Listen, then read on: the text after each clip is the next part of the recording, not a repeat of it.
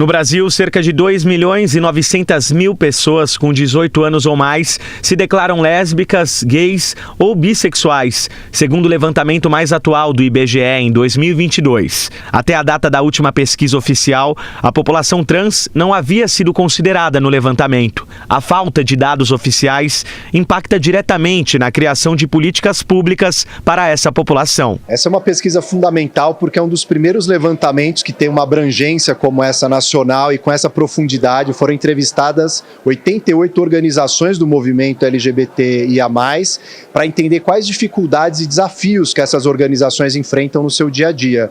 Então a gente entrevistou organizações de todo o país, de todos os estados brasileiros, organizações de perfis diferentes, fundadas nos anos 80, nos anos 90, pós-anos 2000, para entender como elas estão lidando com essas dificuldades, sobretudo pós-governo Bolsonaro também no Brasil. Um estudo inédito realizado pela Associação Brasileira de Organizações Não Governamentais, a Associação Nacional de Travestis e Transsexuais e a Associação Brasileira de Lésbicas, Gays, Bissexuais, Travestis, Transsexuais e Intersexos deve ajudar o poder público a identificar os principais desafios para a população LGBTQIA+.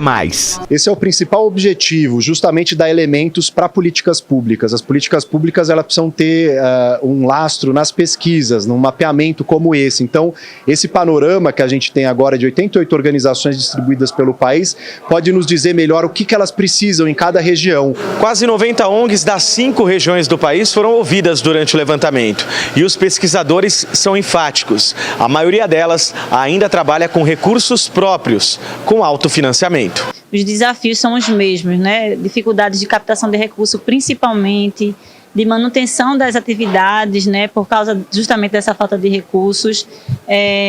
Acho que outra coisa que apareceu muito foi a necessidade de ter uma sede, né?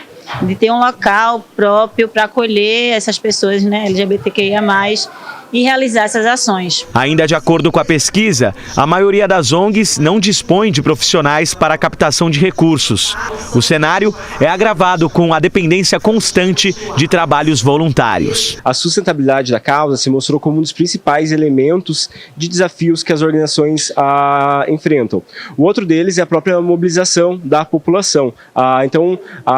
Ocorre pelo próprio perfil da população LGBTQIA+, uma certa rotatividade dos interesses e atuação nas organizações.